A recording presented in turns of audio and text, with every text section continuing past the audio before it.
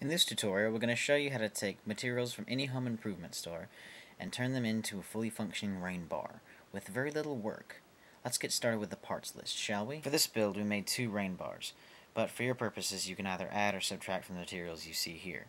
The build is basically the same. For this build, you will need 1 steel pipe that is 1 inch in diameter and around 48 inches long, and 1 brass coupler that attaches your 1 inch diameter pipe to your 5/8 inch garden hose. For the other end, you're going to need a 1 inch iron end cap. You're also going to need plumber's tape or Teflon tape to wrap the threaded ends of your pipe, and a 1/8 inch in diameter drill bit to drill your holes. Lubrication for your drill press is also a very good idea. I bet you can guess what brand we used. We tried to use the straw on it, but it didn't really work. Those straws can be kind of a pain in the ass sometimes. Now here's where it gets interesting. Take your drill bit and put it in the drill press and put your pipe on the drill. I will have to recommend, nay insist, that you have someone helping you to hold the pipe, as Eddie's helping me right now. I don't think it would be possible or safe for someone to do this by themselves. If you'll notice, Eddie is using a pair of pliers and a pair of vice grips to hold the pipe in place. I am lubricating the drill bit and the pipe, which is very important, before you start drilling. And you're also going to want to position the height of your drill bit so that it strikes right in the middle of the pipe, just after the first layer, and you're not going to want to drill through the second layer either. Now here comes the fun part. Drill a lot of holes.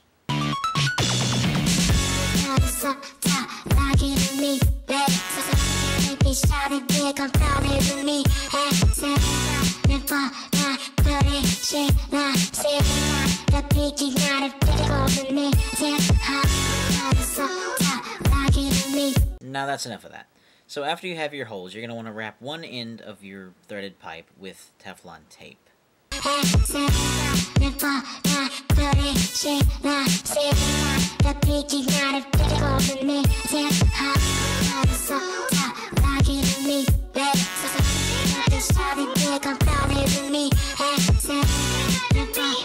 Don't you just love techno? Anyway, once you've wrapped one end with Teflon tape, you're going to want to take your 5/8 inch to 1 inch coupler and screw it on.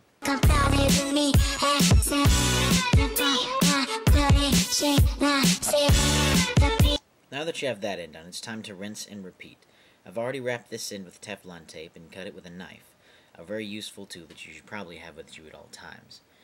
Now after I wrap it with Teflon tape, I'm going to take the iron end cap and screw it on as tightly as I can with my hands.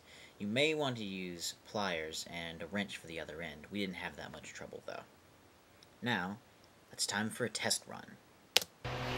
That looks like it's gonna be fucking rain to me. And look at that.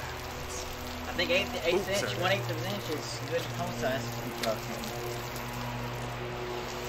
Wrangle? Don't use it on my car. My window's real. Nah. This is a close enough approximation for you, Dan? I'm thinking that's probably gonna work, man.